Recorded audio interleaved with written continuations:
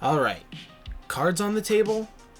This is my favorite Ninja Turtles movie. I know, the voice actors changed, the tone was way lighter, there's next to no weapon play, and Casey Jones took a hike, you know what I'm saying? But the sheer amount of comedic genius through improv and to cover up the fact that they aren't using blades in the fight choreography, which is still amazing by the way, coupled with the originality of two brand new mutants and a scientist not seen in the comic books really piqued my interest as a kid. I always looked forward to watching the first one in this trilogy as well, cause it's still a goddamn classic and Raphael is an absolute icon, but I get the most excited when putting on the second movie. This entire opening scene of the Ninja Turtles kicking the crap out of these would-be burglars in this underground strip mall is just absolutely perfect. So with all that being said, how do I feel about this new Ninja Turtles movie, Mutant Mayhem? Well, if I had to put it into one word, I think it would be... excellent! I love the Into the Spider-Verse aesthetic this animation is replicating. Like, the established tone of this trailer alone seems to be calling to a very comic booky place, and I'm here for it. Ninja Turtles, from a very early time, have always been about a franchise satirically taking apart superheroes and comic culture. So to see them take this theme that blew up Miles Morales as a character and turn it into an action comedy more focused on the comedy aspect is really refreshing. And of course we gotta talk about our lean, mean throwing star green team. Raph being the source of mischief feels really natural. Like, in most iterations, Mikey is the one coming up with stupid ideas and following through on them, but the roles seem to have shifted ever so slightly here. Mikey just seems more complacent in his siblings' shenanigans and is happy to support whatever crazy thing the brothers have come up with, like the true younger brother that he is. And like, of course Donatello has the iPhone. Despite all the insane alien technology he would go on to interact with and then modify for their own personal use, it's really good to see them playing around with actual modern devices. His gumball or chowder-like voice definitely threw me off the first time I heard it, but the more times I watch this trailer, it's like, of course he'd sound like that. He's the nerd.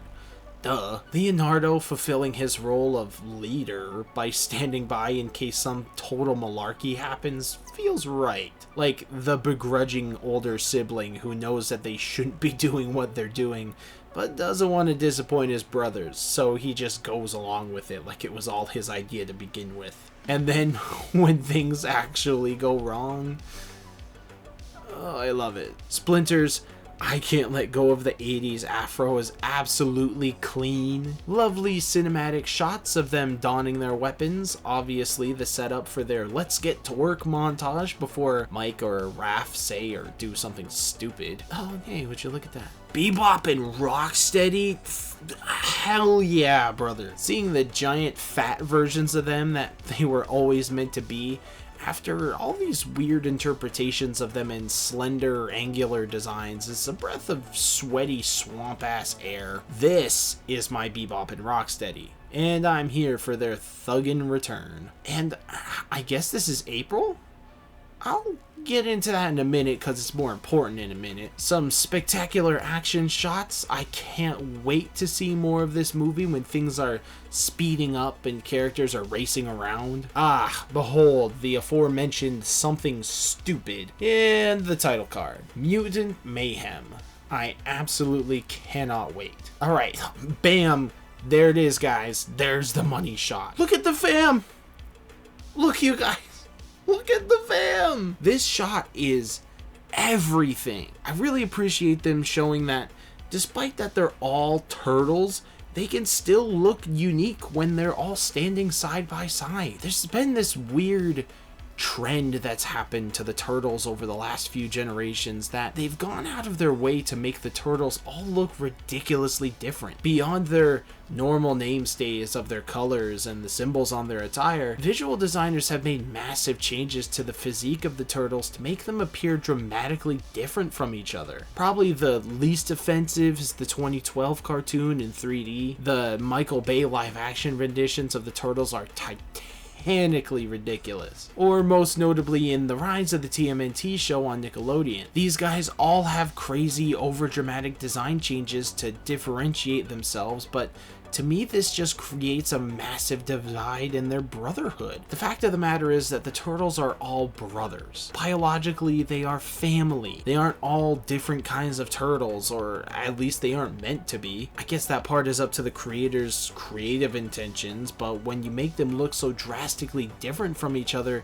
it creates this weird dissonance and gets further away from the strong sense of brotherhood that makes a TMNT product a TMNT product. But the Mutant Mayhem designs are probably some of the best aspects of how to establish a theme without being heavy-handed in the content you create. All of the turtles look like turtles. Their skin colors aren't different, their physiques aren't the same, but they aren't exaggerated either. The colors of their ninja garb aren't dull, but they aren't so vibrant that they clash with their skin colors and the environment. You know how Donnie usually has like a million things strapped to him because he's the tech turtle? Look at how little is on Donnie here. There's no headset, there's no arm gadgets, no boots, just a couple of things on his waistband. That's mwah, chef's kiss. And like, look at their eyes, bro. How did they give expressive faces to the freaking turtles in the first place? Like, Character design in comic book media is super important, and I think they nailed it with these turtle forms. No exaggerated body proportions to identify them, no crazy out of place amounts of gear. The things that separate the characters are the characters, and that's so rad. Speaking of which, let's just get this out of the way. Yes, we got another Black April, but like, does that actually detract anything at all? I feel like we've already had this conversation with the Rise crew. April being a black teenager doesn't detract anything from her as long as her core character doesn't stray from who April is to the Turtles. She's their lifeline, their portal to the surface world. April is the one human in the world who accepts the brothers for who they are, at least in the beginning. As long as that's intact, on the other side of it all, what color her skin is or where she lives is not relevant. I really look forward to seeing more of how she fits into the whole picture of this iteration. They also kept her yellow jacket, which is iconic, which goes well with the fact that she is writing the brother story down, gives me some serious I want to be a reporter vibes. Overall, I think the expectations I was formulating from these early teaser images were just blown away. As much as I loved the cartoon epic that was Rise of the TMNT, I think it's about time for a true return to form for the Turtles on the big screen. The Michael Bay movies were kind of a big letdown for me, and I imagine they were a letdown for a lot of you guys too. I think the producers had this idea that because he renovated people's perception of the Transformers franchise, he could tackle whatever you threw his way and churn out something epic with it. But I don't think these guys resonated with the audience as much as they wanted. This new generation of Turtles, who seem like actual literal teenagers, are drumming up hype all over the internet. I got serious middle school playground adventure vibes from this trailer. The kind where a group of spunky teens thinks that they have life by the balls, but when the trouble comes and they're forced to undergo trials and tribulations that the real world has to offer, it's like the Goonies meets Die Hard. That's the vision I got from this movie. Only time will tell, and I anxiously await more as August approaches. Let me know what you guys thought of the Mutant Mayhem trailer reveal down in the comments below. Remember to hit that like button and smash the subscribe button for more, and I'll see you in the next time. True believers, cowabunga!